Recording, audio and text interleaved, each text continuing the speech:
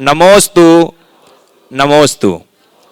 आइएगा, चलते हैं सर्वप्रथम प्रथम प्रश्न के लिए मैं आमंत्रित कर रहा हूं हमारे बीच में श्रेया पहाड़िया। नमोस्तु महाराज जी। मेरा प्रश्न यह है, आयु कर्म किसी को नहीं छोड़ता है और हम अपना समय यूं ही बर्बाद करते रहते हैं, फिर भी हम अपने आप को बुद्धिमान क्यों समझते हैं और हम दूसरों को दुखी क्यों करते जाते हैं? कभी किसी पागल के पागल खाने में गई? जाने का योग मिला? नहीं महाराज जी। पागल खाने में जाओगे ना तो वहाँ रहने वाले पागल जितने होते हैं ना, वो सामने वाले को पागल समझते हैं और खुद को बुद्धिमान। समझ गए? तो हर पागल अपने आप को बुद्धिमान समझता, दुनिया को पागल। मुझे लगता है ये हमारा पागलपन ही है जो हमें जानबूझकर अनजान बनाए हुए हैं और अपने आप को बुद्धिमान मानने का भ्रम बना रखा है। थैंक यू महाराज जी। अगले प्रश्न के लिए रिद्धि जैन कोलकाता से। मेरे आराध्य गुरुवर को नमोस्तु नमोस्तु नमोस्तु। इक्षामी महाराज।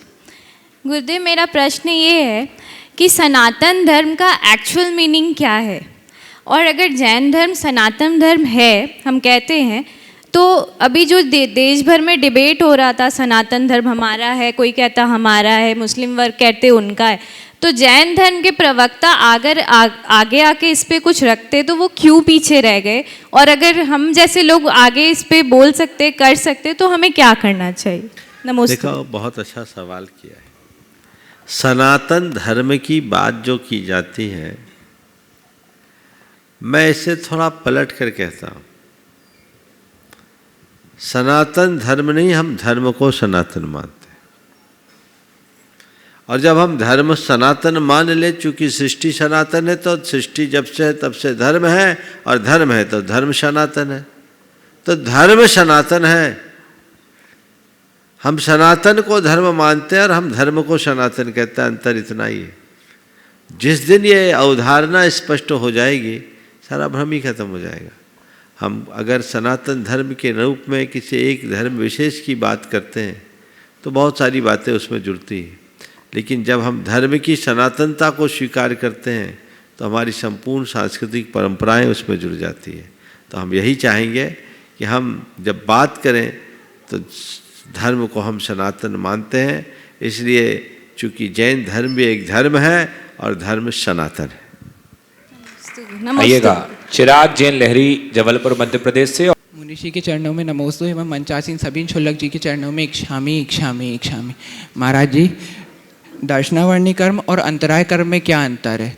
मतलब अगर हम जिनालय या किसी मुनिषी के दर्शन करने जाते हैं और दर्शन अगर किसी कारण से नहीं हो पाते हैं तो वो दर्शनावर्णी की श्रेणी में आएगा कि अंतराय कर्म की श्रेणी में आएगा? ये न दर्शनावर्णी के श्रेणी में आएगा न अंतराय की श्रेणी में आएगा।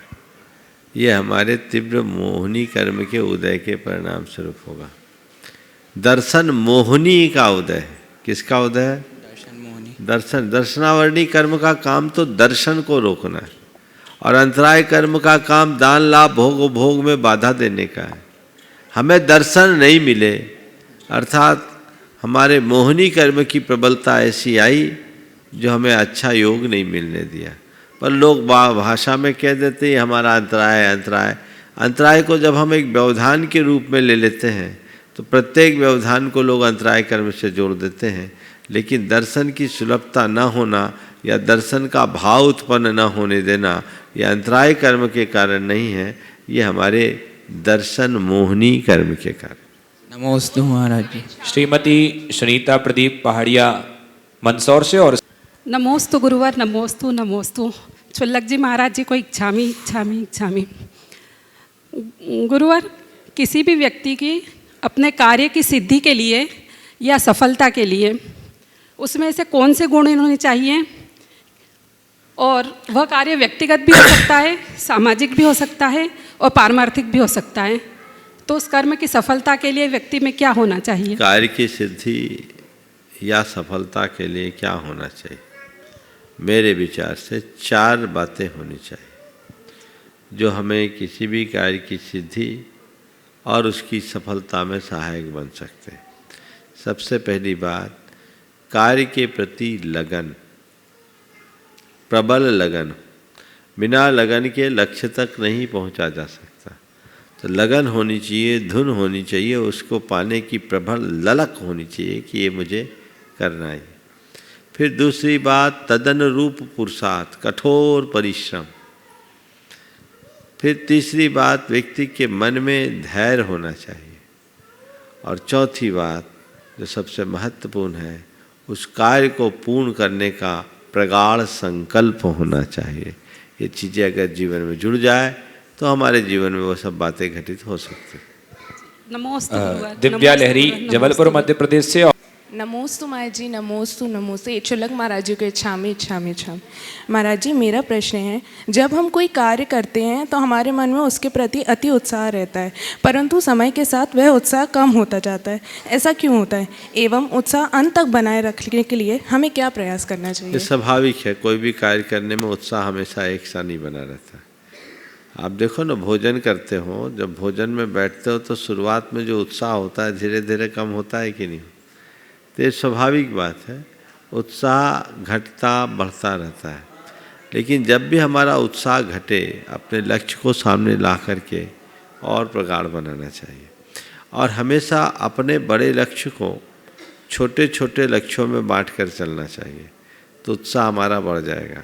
जैसे पर्वत पर चढ़ते हो आप लोग, बड़े उत्साह से यहाँ आते हैं, पर थोड़ा थोड़ा थकान आती है तो लगता है भगवान कहाँ आ गए, कहाँ आ गए, आ गए।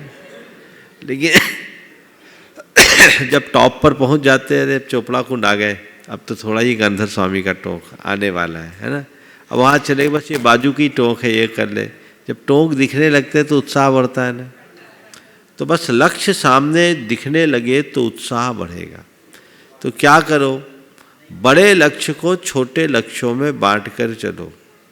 पर्वत पर चढ़ना है तो बोला पहले हमें एक साथ पूरा पर्वत थोड़ी चढ़ना है, पहले यहाँ से चढ़ना है तो हमें काठ पुल तक चढ़ना है, फिर उससे बाद चढ़ना है गंधर टोक तक चढ़े, गंधर नाले तक चढ़े, फिर शीतल नाला का लक्ष्य बनाओ, फिर चोपड़ा कुंड का बनाओ, फिर गंधर टोक का बनाओ।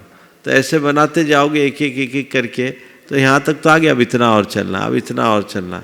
एक बड़ा लक्ष्य और उस लक्ष्य के भीतर छोटे छोटे लक्ष्य बनाने के बाद जब हमारे एक लक्ष्य की पूर्ति और उसके सामने दूसरा लक्ष्य उपस्थित दिखता है तो हमारे अंदर का उत्साह बढ़ता है, पैरों में अपने आप गति होती है, बस अब तो पहुंच गए, अब तो पहुंच गए, ये स्थिति बनी। नमोस्तु माया जी, नमोस्तु। कल्पना जैन मंदसौर से। और गुरुवार नमोस्तु। ये बोलने में थोड़ी सी घबराहट होती है इनको, ठीक मैं है। इनकी तरफ से क्वेश्चन पूछ रहा हूँ। उनकी कल्पना को आप साकार करोगे, बोलो बोलो। ये मेरी कल्पना है।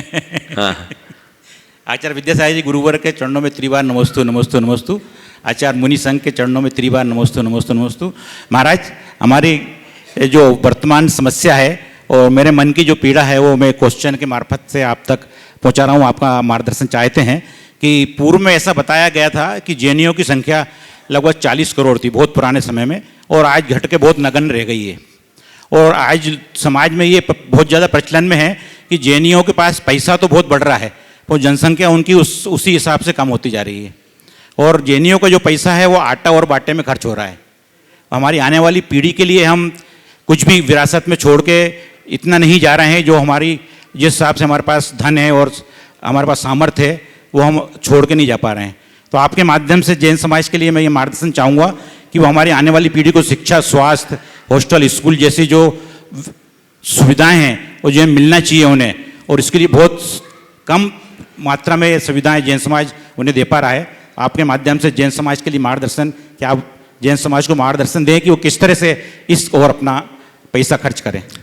ये बिल्कुल बड़ा गंभीर और चिंता का विषय है। अक्सर ये चिंता प्रकट होती है कि जैनों की संख्या दिनों दिन घट रही है, पर प्रोडक्शन तो आपके हाथ में, हमारे हाथ में नहीं।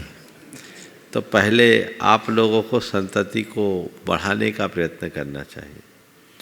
जैन अपनी जनसंख्या बनाना चाहते हैं तो दो ही रास्ते हैं, या तो जैन बढ़ाओ या जैन बनाओ।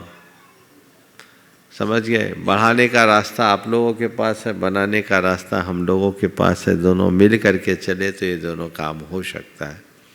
और जैन संस्कृति को हमें पंचम काल के अंत तक जीवंत रखना है, तो उसके लिए हमें बड़ी तत्परता से इस दिशा में आगे आना होगा। और आगे आने के बाद हमें प्रयास करना चाहिए, लोगों को गंभीर होना चाहिए। चूँकि जैन समाज एक प्रबुद्ध समाज है, बुद्धिजीवी समाज है, और जैन समाज में संतति नियंत्रण के कार्य बहुत तेज़ी से हो रहे हैं। और आज तो अब 2 भी नहीं, 1 में ही संतुष्ट, और कुछ तो 1 को भी नहीं चाहते। ये कतई उचित नहीं है। संतति को बढ़ाने के लिए लोगों को पूर्ण ध्यान देना चाहिए, ये हमारी एक बहुत बड़ी ज़रूरत है। अन्यथा आने वाले दिनों में हमारे हाथ में कुछ भी नहीं रहेगा। जैन ही नहीं रहेंगे तो जैन धर्म का क्या होगा। इसलिए जैनत्व को सुरक्षित रखने के लिए हमें जैनों को बढ़ाना जरूरी है, जैन बनाना जरूरी है। ये प्रयास सभी को करते रहना चाहिए। आपने जो दूसरी बात कही कि जैनों के पास पैसा बढ़ रहा और उनका पैसा आटा और भाटा में लग रहा है, मैं इस बात से थोड़ा इत्तेफाक रखता हूँ। ये बात हम अपने आने वाली पीढ़ी के लिए क्या दे रहे हैं, मैं इसे कह रहा हूँ, जो हम दे के जा रहे हैं उससे बड़ी धरोहर और कोई नहीं दे सकते। चामुंड राय ने जो हमें गोमटेश बाहुबली दिया, क्या उस बड़ी धरोहर की किसी से तुलना कर सकते हो? क्या दिया? 1000 साल तक हमारी पीढ़ियों को उनने संस्कार दिया, संस्कृति दी। चामुंड राय ने अपना राजमहल भी बनाया होगा, और गोमटेश बाहुबली से पहले उसका महल भी होगा, उसके वंशज भी होंगे। लेकिन चामुंड राय के राजमहलों का कोई पता नहीं, उसके वंशजों का भी अता पता नहीं। पर चामुंड राय की श्रद्धा भक्ति के प्रति गोमटेश आज भी अजर अमर अविनाशी है, जो वहां आगत आबाल वृद्ध सभी को जैन धर्म और जैन तत्व ज्ञान का सहज बोध करा रहे, जिनको देखते ही व्यक्ति के हृदय में एक अलग प्रकार की उमंग है। मैं पूछता हूं, क्या हमारा हृदय चामुंड राय और आचार्य नेमीचंद के प्रति आभारी नहीं होता, कृतज्ञ नहीं होता? बिल्कुल होता। बड़े बड़े राजा महाराजा अपने पीछे अपार संपदा छोड़ के गए, लेकिन वो हमारे काम में नहीं आए, और जो हमारी संस्कृति को छोड़ा वो आज भी हमारे पास अजर अमर है। ये डायलॉग की भाषा है, आटा और भाटा, लेकिन ऐसे लोगों को कुछ आता ही नहीं। ये भाटा नहीं है, ये हमारे श्रद्धा के आयतन है, जो हजारों साल तक हमारी संस्कृति के हमारे गौरव गीत गाते रहेंगे। ये एक बहुत बड़ी धरोहर है। हम अपनी पीढ़ियों को अगर कुछ दे, धन देने की जरूरत नहीं है।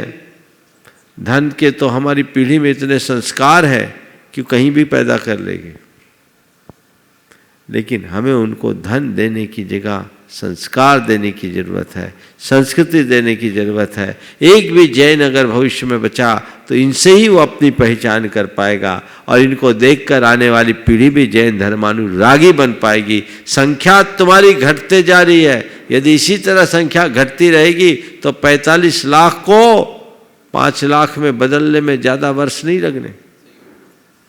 जिस प्रकार की TFR है अभी, टोटल फर्टिलिटी रेट, वो हमारी 100 साल से ज़्यादा की उम्र नहीं बची है।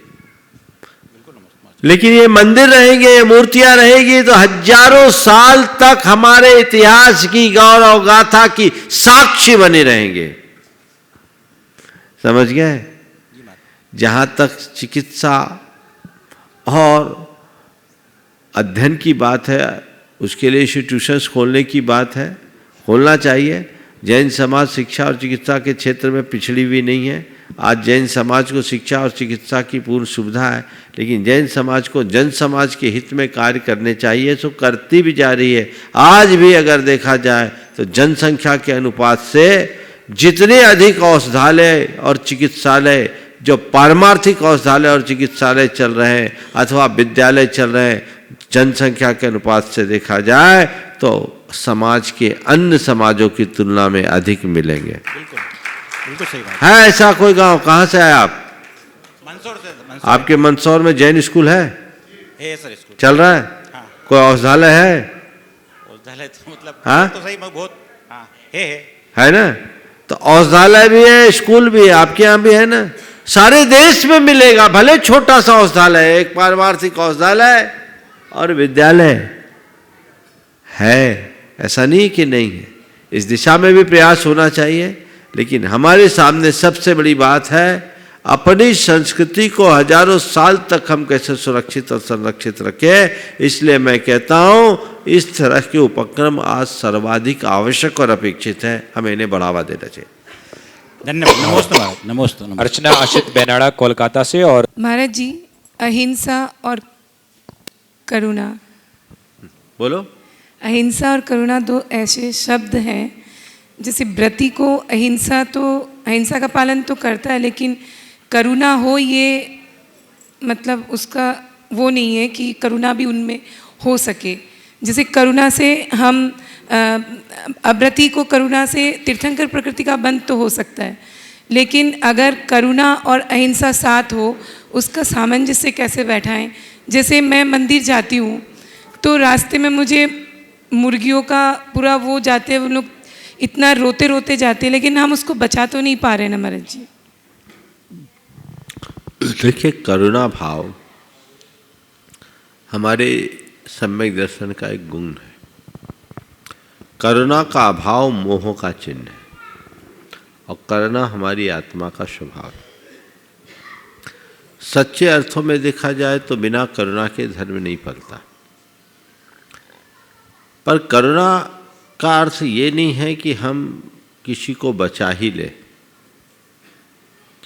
अगर बचाने का भाव भी जगाते हैं तो वह भी एक करुणा है।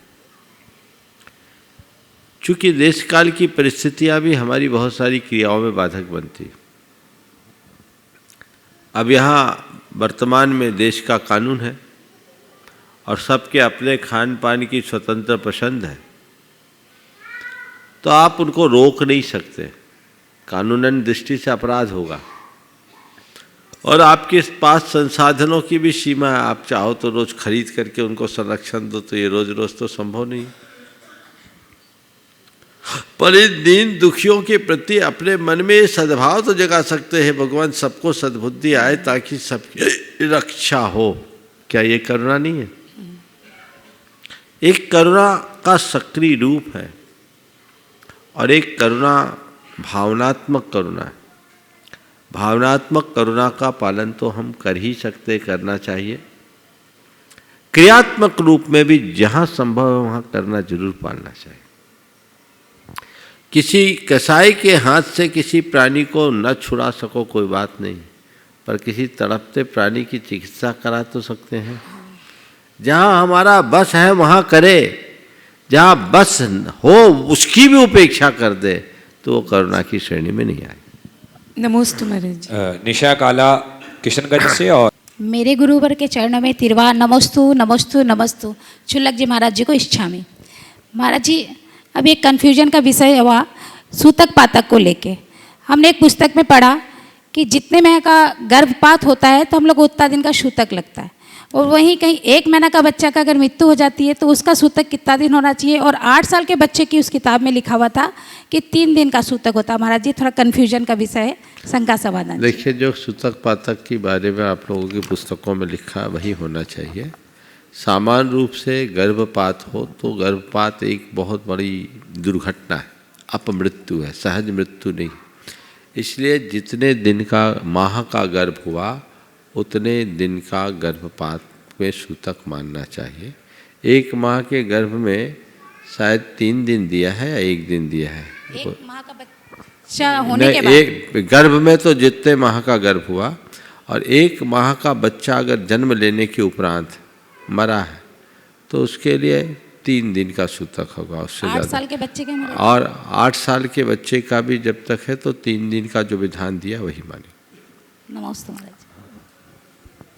श्रीमती उषा पाटनी मंदसौर से। और गुरुवर के चरणों में बारंबार नमस्तु। शुल्लक जी को इच्छामी। महाराज जी, मैं प्रतिदिन भावना योग करती हूँ और पाठशाला में भी मैं बच्चों को भावना योग के लिए प्रेरित करती हूँ। इसका मतलब फल यही मुझे मिला है, और इसका चमत्कार यही हुआ कि हम आज कोई भी बीमारी से ग्रस्त नहीं है, और मेरे पाठशाला के बच्चे भी सारे स्वस्थ हैं। बहुत सुंदर। गुरुवर, मेरी शंका है कि जितना समय और शक्ति व्यक्ति दूसरों की कमियां देखने में और उसको प्रचारित करने में खर्च करते हैं, पाप आपका उपार्जन करते रहते हैं, उतना समय वह स्वयं की कमी को दूर करने में क्यों नहीं लगाते? क्या मनीष का स्वभाव ऐसा ही है? यही तो बात है, उसको दूसरों के घर का कचरा दिखता, खुद के घर का कचरा नहीं। या ये कहूँ कि उनको दूसरों के घर में बुहारी लगाने की आदत है, खुद के घर का कचरा साफ करने का अभ्यास नहीं है। तो ये आदत बदलनी पड़ेगी। अपनी तरफ दृष्टि रखिए। अंतरावलोकन जब तक हम नहीं करेंगे तब तक जीवन में बदलाव नहीं हो सकता। इसलिए अंतरावलोकन करना चाहिए और एक वाक्य हमेशा याद रखना चाहिए, पर चिंता धमाधमा। हमें पर चिंता से मुक्त होकर जीने का अभ्यास करना। महाराज जी, हम सब मंदसौर से सन्मति ग्रुप है हमारा पूरा। बहुत सन्मति ग्रुप से। आइए श्रीमान संयम जैन जी भोपाल से। और नमोस्तु। आज पूरे भारतवर्ष में बहुत हर्ष का माहौल है अयोध्या और श्री राम भगवान को लेकर। मेरा प्रश्न यह है कि जैन संस्कृति में भगवान राम और अयोध्या को लेकर जो उच्च विचार हैं वो लोगों तक कैसे पहुंचाएं, मार्गदर्शन दीजिए। देखिए, श्री रामचंद्र जी एक लोक पुरुष है। उन्हें सभी भारतीय परंपराओं में मान्य किया गया। वैदिक परंपरा में उन्हें अवतार के रूप में स्वीकार किया गया। तो जैन धर्म के अनुसार वे 8वें बलभद्र थे, तद्भव मोक्षगामी जीव थे। वे एक शलाका पुरुष थे, ऐसे महनीय पुरुष जिन्होंने सब प्रकार के धार्मिक और सामाजिक चेतना के विकास में अपना महत्वपूर्ण योगदान दिया। तो रामचंद्र जी का चरित्र पूरे मानव समाज के लिए एक आदर्श है। जैन परंपरा में रामचरित्र को पद्म पुराण जैसे एक ग्रंथ में बहुत ही अच्छे ढंग से विवेचित किया गया है। उनका जन्म अयोध्या में हुआ था। अयोध्या में कभी राम मंदिर रहा था, आज वो राम मंदिर फिर से बन रहा है। तो ये सबके लिए हर्ष का विषय है, क्योंकि ये हमारे सांस्कृतिक गौरव को पुनर्प्रतिष्ठित करने का एक उपक्रम है। ये पूरे की पूरे भारत की मूलभूत संस्कृति की विजय का द्योतक है। इसलिए इसमें जितने और लोग हर्षित हैं, प्रत्येक भारतीय संस्कृति पर निष्ठावान व्यक्ति को हर्षित होना चाहिए, क्योंकि हमारी धरोहर को इस तरह से ध्वस्त किया गया। और एक केवल राम मंदिर ही नहीं टूटा, देश में न जाने कितने मंदिर टूटे, हजारों जैन मंदिर भी टूटे, जिनका स्वरूप बदल दिया गया और उसे दूसरे रूप में स्थापित कर दिया गया। ये एक बहुत अच्छी शुरुआत है, प्रतीकात्मक ही सही। अगर एक बदला तो आगे भी बदलने की संभावनाएं हो सकती है। इसलिए जो बात हुई है ये बहुत प्रशंसनीय बात है, हमें इनका स्वागत करना चाहिए। और इसी दौर में चूँकि अभी पूरा देश बल्कि पूरी दुनिया राममय हुई है, तो जैनों को भी अपने राम के चरित्र को प्रस्तुत करने का अवसर रखना चाहिए। और जैन धर्म में राम को केवल एक व्यक्ति के रूप में नहीं देखा गया, राम को एक अवस्था के रूप में देखा गया। अगर उस अर्थ में देखा जाए तो हमारे भीतर का जो तत्व है वह भी राम ही है, और जो भी हमारे भीतर का तत्व है वह राम है। और हमारे 24 तीर्थंकर में आद्य तीर्थंकर ऋषभदेव, अंतिम तीर्थंकर महावीर, ऋषभदेव के र को और महावीर के म को मिला दो तो राम होता है। राम हमारे 24 तीर्थंकर के प्रतीक है, इसलिए उस राम भाव को हमें जगाने की आवश्यकता है। ना विजय जी जैन एडवोकेट दिल्ली से। गुरुदेव, कहीं पढ़ने में आया था कि अपनी ऊर्जा को चिंता में खोने के बजाय समस्या का समाधान ढूंढने में इस्तेमाल करना चाहिए। लेकिन गुरुदेव, पढ़ने के बाद तुरंत ही मन में प्रश्न आया कि व्यक्ति समस्या की चिंता से इतना उलझ जाता है कि किसी समाधान तक पहुंचना बहुत मुश्किल होता है। तो गुरुदेव, इस समस्या से कैसे छुटकारा पाया जा सकता है? ये हमारी सोच पर निर्भर करता है। जिनकी सोच नकारात्मक होती है वो कोई भी समस्या आने पर घबराते हैं कैसे होगा, और जिनकी सोच सकारात्मक होती है वो समस्या के आने पर सोचते हैं कैसे करना है, कैसे होगा ये हमें घबराहट देता है, और कैसे करना है ये हमें साहस और संबल देता है। तो कोई भी काम सामने आए ये मत सोचो कि कैसे होगा, सदैव ये सोचो कि हमें कैसे करना है। ये लक्ष्य लेकर के चले तो हम निश्चित उसमें सफल हो सकते। नमोस्तु। अनूप जैन जी हिंगोली महाराष्ट्र से। गुरुदेव के चरणों में बारंबार नमोस्तु। गुरुदेव, मेरा प्रश्न है कि गुरुदेव, जब लौकिक क्षेत्र में हम आगे बढ़ते हैं तो दूसरे के बढ़ती को देख के हमारे मन में ईर्ष्या भाव पैदा होता है। सो उस ईर्ष्या भाव से क्या परिणाम होता है और इस भाव से बचने के लिए क्या करना चाहिए? देख दूसरों की बढ़ती को कभी नहीं ईर्ष्या भाव धनु की भावना भाना चाहिए। ईर्ष्या हमारे जीवन के आंतरिक ऐश्वर्य को खत्म कर देता है, हमारी सोच को पूरी तरह नकारात्मक बना देता है, हमारी प्रगति को रोक देता है। जैसे जिस वस्तु में आग लगती है वो वस्तु विनष्ट हो जाती है। ईर्ष्या एक ऐसी आग है जो हमारी सारी चेतना को विनष्ट कर देती है। तो ईर्ष्या से बचने के लिए हमें एक बड़ा संक्षेप में मैं कह रहा हूँ 4 उपाय करना चाहिए। अगर ईर्ष्या से बचना चाहते हैं तो हमेशा गुणग्राही दृष्टि रखो, अपनी सोच को सकारात्मक बनाओ, दूसरों के गुणों की प्रशंसा करने की आदत डालो और अपनी शक्ति अपनी लाइन को लंबी करने में लगा। नमोस्तु गुरुदेव, नमोस्तु गुरुदेव, नमोस्तु गुरुदेव। गुरुदेव, आज हमारे समाज में भी युवाओं की संख्या है, लेकिन युवा मतलब दूसरी ओर भटकते जा रहे हैं। मैं ये सोचता हूँ कि आज अगर हमें देशव्यापी कोई आंदोलन चलाना हो तो इस युवा शक्ति की बहुत आवश्यकता पड़ेगी।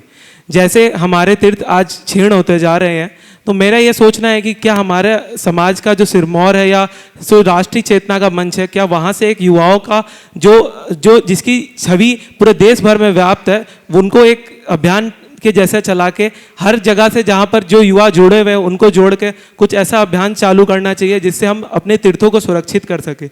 इस पे अपनी थोड़ी प्रकाश। देखो, तीर्थों को सुरक्षित करने के किसी भी मुद्दे के लिए मैं इस मंच को पर्याप्त नहीं मानता हूँ। आप लोग बातों को केवल सोशल मीडिया तक सीमित रखना चाहते हैं और अपने अपने बयान जारी करके उसमें ही अपने कर्तव्यों की पूर्ति मान लेते हैं। तीर्थ की सुरक्षा जब तक हम स्थानीय स्तर पर वहाँ की जो समस्याएं हैं उनके जड़ में न जाए और उनके स्थायी समस्या का हल न निकाले तो नहीं निकलेगा। केवल भीड़ जुटाने और हल्ला मचाने से तीर्थ सुरक्षित नहीं होंगे, अपितु उनके कारण हमारे तीर्थ असुरक्षित भी हो सकते हैं। समाज में जागरूकता चाहिए, हर तीर्थ के स्थानीय स्तर पर गंभीरता से विश्लेषण चाहिए और विश्लेषण करके जो उसका सर्वसम्मत रास्ता वो निकालना चाहिए। नमोस्तु गुरु। श्रीमान हरीश जी कागजी दिल्ली से। और श्रद्धेय गुरुवर के चरणों में नमोस्तु, छुलगी महाराज को चरणों में इच्छामी। आज ये क्वेश्चन मेरा नहीं है, दिल्ली से टीसी जैन रोहिणी वालों का है। उन्होंने पूछा है कि सिद्ध चक्र महामंडल विधान अपने जीवन में एक बार जरूर करना चाहिए। तो उन्होंने पूछा कि हम जिस गांव के हैं उस गांव के मंदिर में अपने खानदान के सदस्यों को इकट्ठा करके करना चाहिए या जहां हम रहते हैं अब वर्तमान में उस मंदिर में करना चाहिए या सिद्ध क्षेत्र में, कहाँ का महत्व है? देखिए, जहाँ मौका है वहाँ कर लेना चाहिए, बन जाए तो तीनों जगह कर लेना चाहिए, लेकिन तीनों में प्राथमिकता देने की बात करो तो मैं कहता हूँ जो तुम्हारा मूल गांव है वहाँ जरूर करना चाहिए ताकि गांव के मंदिरों का उद्धार हो सके और लोग उससे जुड़ सके। जी माँ जी, पूरे नमस्ते नमस्ते माँ जी। प्रियल जैन राजस्थान भीलवाड़ा राजस्थान से। महाराष्ट्र के चरणों में बारंबार नमोस्तु।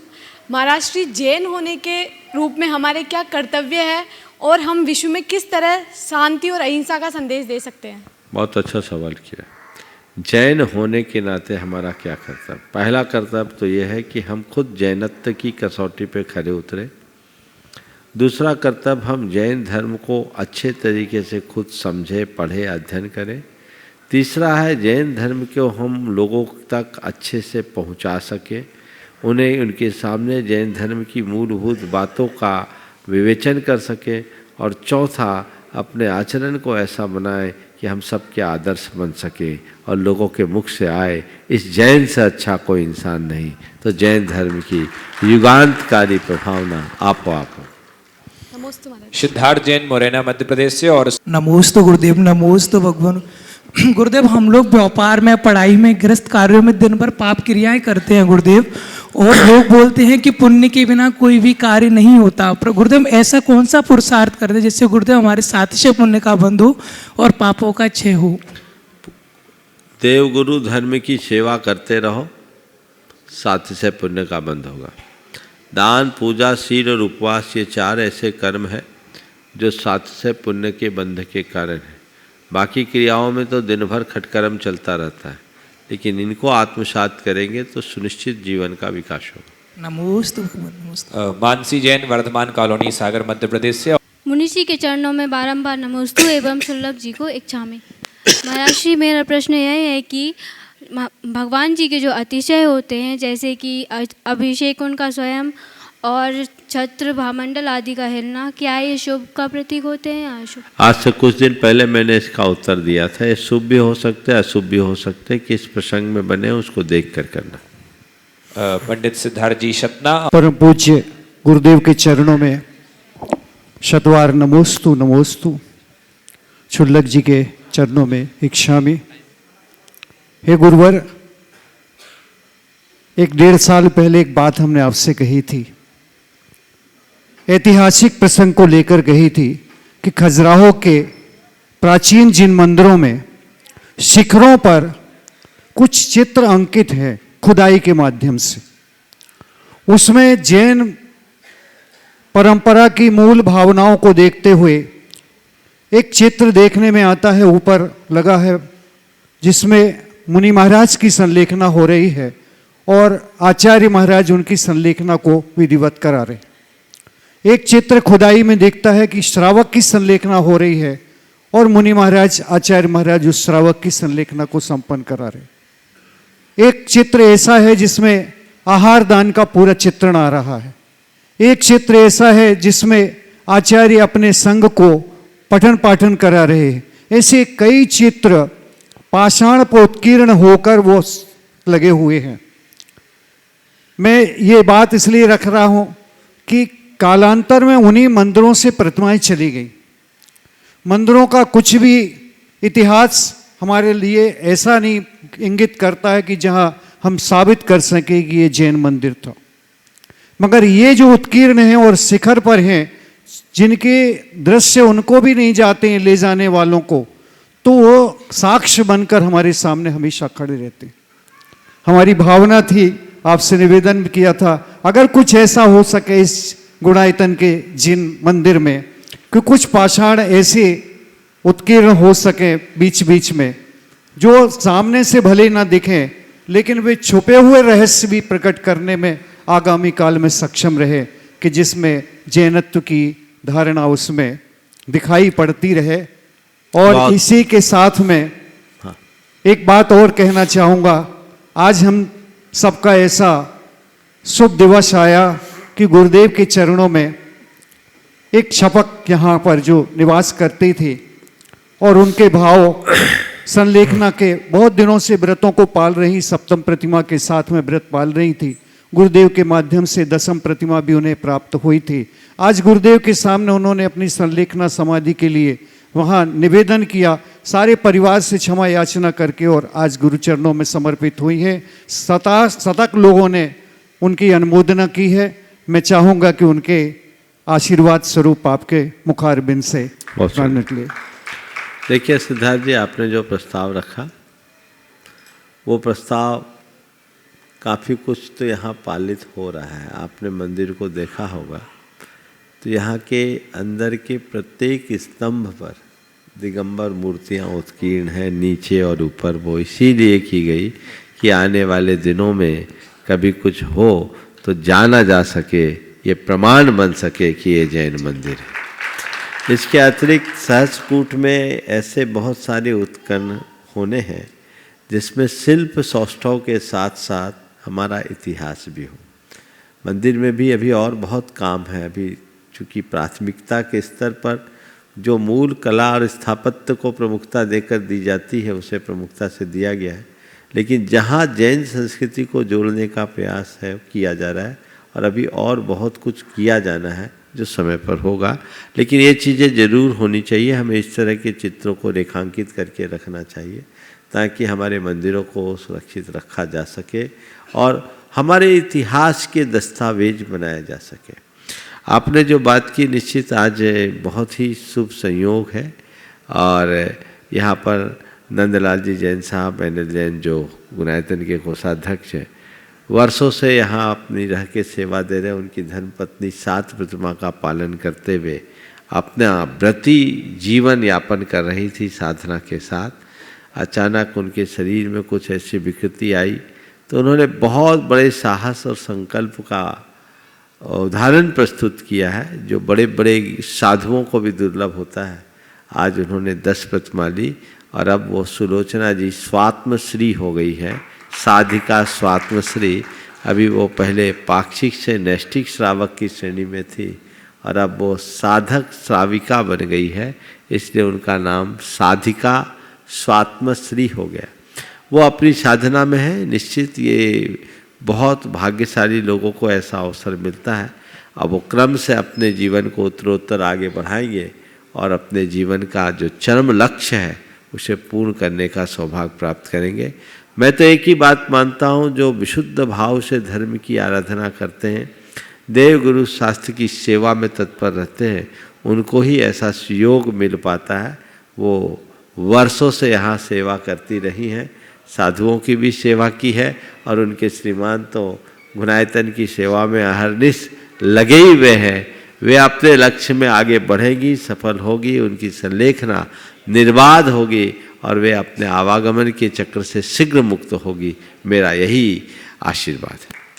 और उसके परिचर्या के लिए सिद्धार्थ जी आप आए हैं और जो लोग लगे उन सबको भी आशीर्वाद। मुनि श्री के चरणों में बारंबार नमोस्तु। प्रथम प्रश्न के लिए निवेदन है पूज्य छोलक श्री सुभग सागर जी महाराज से कि अपना प्रश्न रखें ताकि हमारा भी पथ प्रशस्त हो सके। पूज्य मुनिवर के श्री चरणों में बारंबार नमोस्तु नमोस्तु नमोस्तु। महाराज श्री नमोकार मंत्र की जाप को परम स्वाध्याय के अंतर्गत रखा है, इस पर प्रकाश डालने की कृपा करें। नमोस्तु। देखिए, नमोकार मंत्र हमारे आराधना का एक बहुत बड़ा माध्यम है। आचार्य वीरसेन महाराज ने लिखा है कि नमो अरहंत नमो यारो संपहि बंधा दो, असंख्य गुण कम्मक है कारवोत्ती। अरहंत भगवान का ये नमस्कार मंत्र तात्कालिक पुण्य के बंध से असंख्यात गुणे कर्म के क्षय का कारण। नमोकार के बदौलत हम प्रति समय असंख्यात गुण श्रेणी रूप कर्म की निद्रा करते हैं। इससे हमारी भाव विशुद्धि भी होती है और कर्म का विनाश भी होता है। हम लोग रोज बोलते हैं ऐसो पंच नमो यारो सब पाप प्रणाशनो मंगलाणम च सव्यसिम परमम होई मंगलम। यह भी इसी बात को रेखांकित करता है कि नमोकार मंत्र हमारे पापों का प्रणाशक है। हम स्वाध्याय करते हैं तो स्वाध्याय भी अपने कर्म के क्षय के लिए करते हैं, भाव की विशुद्धि के लिए करते हैं। मंत्र की आराधना से हमारे हृदय की विशुद्धि बढ़ती है, परिणाम निर्मल होते, कर्म की निजरा होती है। तो क्या वो स्वाध्याय नहीं है? स्वाध्याय ही है। और नमोकार मंत्र में अगर हम और अच्छे तरीके से अपने मन को लगाएं तो हम पंच परमेष्ठी के विषय में बहुत गहन ज्ञान प्राप्त कर सकते हैं। एक एक पद के अंदर खो जाए तो घंटों व्यतीत कर सकते हैं। नमोकार का ध्यान करो, अरहंत परमेष्ठी के बारे में ध्यान करना शुरू करो तो जितना अरहंत भगवान के विषय में आप जानते हो, जो कुछ लगा है वो आपके चिंतन में आएगा। क्या ये स्वाध्याय नहीं है? सिद्ध परमेष्ठी के बारे में जो चिंतन में आएगा वो भी स्वाध्याय, आचार्य, उपाध्याय और इसी तरह साधु के बारे में। तो स्वाध्याय बल्कि स्वाध्याय से भी ऊंचा स्थान है। इसलिए नमोकार मंत्र हमारा मूल मंत्र है। ऐसे प्रत्येक व्यक्ति को जपना चाहिए।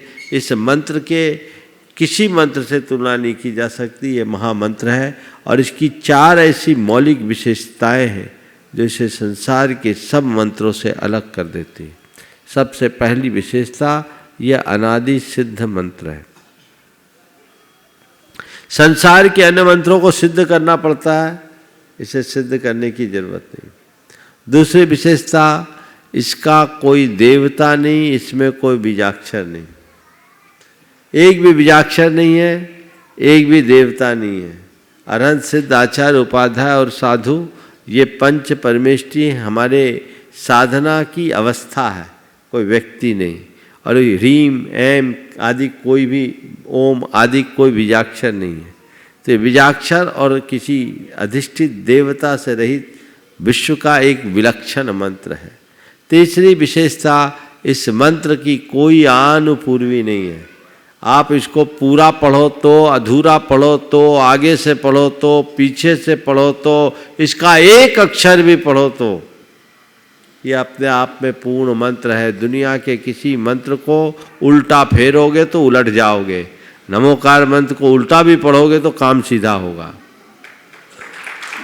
अधूरा पढ़ोगे तो गड़बड़ होगा, लेकिन ये अधूरा भी अपना काम कर देगा। केवल नमो अरिहंतानम में भी बेड़ा पार हो जाएगा। अरिहंतानम तो जाने दो, अरहंत का अ बोल दो तो काम चलेगा, सिद्ध का सी बोलो तो काम चलेगा, आचार्य का आ बोलो तो भी तुम्हें फल मिलेगा, उपाध्याय का ऊ और साधु का सा। विश्व का पहला मंत्र है जिसकी कोई आन पूर्वी नहीं है। और चौथी विशेषता, इस यह मंत्र केवल सांत्विक और पौष्टिक कर्म में ही काम आता है। मारन उच्चाटन आदि अशुभ कार्यों में इस मंत्र का कोई प्रयोग नहीं होता। शुद्ध रूप से अहिंसक मंत्र है। ये मंत्र है, इसलिए इसे मंत्राधिराज कहते हैं। प्रत्येक व्यक्ति को सश्रद्धा इस मंत्र की आराधना करते रहनी चाहिए। निवेदन है पूज्य क्षुल्लक श्री चिद्रूप सागर जी महाराज से कि हमारी ज्ञान वृद्धि हेतु अपना प्रश्न प्रेषित करें। पूज्य मुनिश्री के चरणों में बारंबार नमस्तु। महाराज जी, जब हम महापुरुषों के जीवन चरित्र देखते हैं तो जैसे आदिनाथ भगवान, बाहुल्य भगवान, उनके जीवन में सदा अनुकूलता रही, लेकिन थोड़ा सा प्रतिकूलता, थोड़ा सा क्षोभ उनके मन में हुआ तो उनको वैराग हुआ, उन्होंने उसको आत्मोन्नति का कारण बना लिया। लेकिन सामान्य व्यक्ति के जीवन में दुख आते रहते हैं, लेकिन फिर भी वो इसे अपनी सफलता का या अपनी आत्मोन्नति का कारण नहीं बना पाते। किस तरह से अपने जीवन में आने वाली प्रतिकूलता को अपनी आत्मोन्नति का कारण बनाना चाहिए? नमस्ते। 3 प्रकार के घोड़े होते हैं। एक घोड़ा ऐसा होता है जो मालिक को देखते ही दौड़ने को तैयार हो जाता है। दूसरा घोड़ा ऐसा होता है जब मालिक उस पर सवार होता है तब दौड़ता है। और तीसरा घोड़ा ऐसा ढीठ होता है कि डंडा खाने के बाद भी नहीं हिलता। समझ गए? आज के समय में डंडा खाने वाले घोड़े ज़्यादा हैं। सब कुछ भुगत रहे हैं, रोना भी रो रहे हैं, फिर भी चिपके हुए हैं। अब क्या करें? बेटा नहीं पूछता, बहू नहीं पूछती, घर में कोई व्यवस्था नहीं है, पति से भी नहीं बनती या पत्नी से भी नहीं बनती, फिर भी लगे उसी फेर में, है ना? तो ये आदि बन गए, ये ढिठाई हो गई। चेतना एकदम सुप्त है। जिनकी चेतना जागृत होती है उनके लिए एक इशारा ही पर्याप्त। भगवान ऋषभदेव ने नीलांजना का एक दृश्य देखा, उनकी मौत देखी, उनके अंदर की चेतना जाग गई, वो निकल गए। और आप लोग न जाने कितनों को शमशान पहुंचाए, लेकिन इसी का नाम मोह है। मोह मनुष्य को मुग्ध करता है, मूढ़ बनाता है, और ये हमारी मुग्धता और मूढ़ता ही हमारी प्रगति को रोकती है। तो वो लोग जो जीवन की छोटी सी घटना से बड़ी सीख ले महान बनते हैं, और वे लोग जो बड़ी बड़ी घटनाओं से भी सीख न ले पाए ठोकरें खाते रहते हैं। हम आप संसारी प्राणियों की दशा उन्हीं ठोकर खाने वाले लोगों में जैसी रही है, और इसी कारण संसार के चतुर्गति के दुखों के पात्र बने हैं। काश हम अपने आप को पहचाने और अपने इस ठोकर पने से ऊपर उठकर जीवन को आगे बढ़ाएं। निवेदन है पूज्य क्षुल्लक श्री समादर सागर जी महाराज से कि अपने प्रश्न के माध्यम से हम सभी को लाभान्वित करें। महाराज जी चरणों में नमोस्तु नमोस्तु नमोस्तु। महाराज जी, जब किसी का मरण होता है तो सबको देखकर भयभीत होते हैं। मरण 2 प्रकार के बताए हमारे यहाँ, 7 प्रकार के भी है, द्रव्य मरण और भाव मरण। द्रव्य मरण के बारे में सब जानते हैं, देखते हैं, लेकिन भाव मरण क्या है, इसके परिणाम क्या है, और द्रव्य मरण और भाव मरण में अंतर क्या है, और इसको कैसे समझे? नमोस्तु महाराज। देखो, कोई का मर जाना द्रव्य मरण है, और मरने का भाव कर लेना भाव मरण एक। और दूसरे शब्दों में एक होता है नित्य मरण और एक होता है अंत मरण। जो मर जाते हो अंत का मरण है, पर सच्चे अर्थों में देखा जाए तो पल पल हमारी आयु छीन हो रही है, नित्य का मरण है। इसको आविची मरण भी कहते हैं। शायद भाव मरण से आपका तात्पर्य यही होगा, है ना? तो हमारी जिंदगी पर पल छीन हो रही है, छन छन छीन होती हुई जीवन को जो देखता है, जानता है, संभालता है, वही अपने जीवन में कुछ अच्छा कर पाता है। तो हम अपने छन छन छीन होते हुए जीवन के प्रति जागरूक बने और जीवन को आगे बढ़ाने का प्रयत्न करें, जिससे जीवन का पथ प्रशस्त हो सके। हमारे अंदर का मोह हमारे और अज्ञान हमारे जीवन की इस हकीकत को स्वीकारने नहीं देता। हमें ऐसा लगता है कि अभी तो हमको बहुत जीना है, अभी तो हमको जीना है, जबकि हमारे पल भर का कोई ठिकाना नहीं होता। काश हम इस बात को स्वीकारें और जीवन को आगे बढ़ाएं। हाँ, 4 लाइन बोल दो। हाँ, आइएगा। अब पूज्य गुरुदेव के चरणों में मैं अपनी कुछ पंक्तियाँ निवेदित करता हूँ, जो मैंने कुछ दिनों पहले ही लिखी थी। कि ये पूज्य गुरुदेव ने जो एक नया हमें ये बच्चों, इस सृष्टि जल्दी को करो। वरदान दिया है, सीधे सीधे, क्योंकि 2 मिनट का समय बचा है। आत्म का विकास और दिव्यता का जो सदन, गुणायतन गुणायतन गुणायतन गुणायतन। आत्मा का हो विकास दिव्यता का जो सदन, गुणायतन गुणायतन गुणायतन गुणायतन। कलाकृति है विश्व की, जोड़ेगा जिससे सबका मन। कलाकृति ये विश्व की, जोड़ेगा जिससे सबका मन। गुणायतन गुणायतन गुणायतन गुणायतन। और कैसा है गुणायतन? विद्या प्रमाण की कृपा का एक ये प्रमाण है। विद्या प्रमाण की कृपा का एक ये प्रमाण है। ये विश्व पूज्य तीर्थ और जैन धर्म प्राण है। आत्मा से आत्मा को जानने का एक जतन, गुणायतन गुणायतन गुणायतन गुणायतन गुणायतन गुणायतन गुणायतन गुणायतन। पोथियों की बात को जो पल में अब बताएगा, पोथियों की बात को जो पल में अब बताएगा। चरों गति से मुक्ति की ही राह जो दिखाएगा। प्रयास एकमात्र ये ना व्यर्थ हो मनुष्य तन। गुणायतन गुणायतन गुणायतन गुणायतन गुणायतन गुणायतन गुणायतन गुणायतन। हर एक मनुष्य जैन धर्म मर्म जान पाएगा। हर एक मनुष्य जैन धर्म मर्म जान पाएगा। और आत्म से परमात्म की कला को सीख पाएगा। गुरु प्रमाण गान गाएगा समूचा ये वतन। गुणायतन गुणायतन, सब बोलिए। गुणायतन गुणायतन गुणायतन गुणायतन गुणायतन गुणायतन। बोलिए परम पूज्य मुनि श्री प्रमाण सागर जी महामुनि राज की।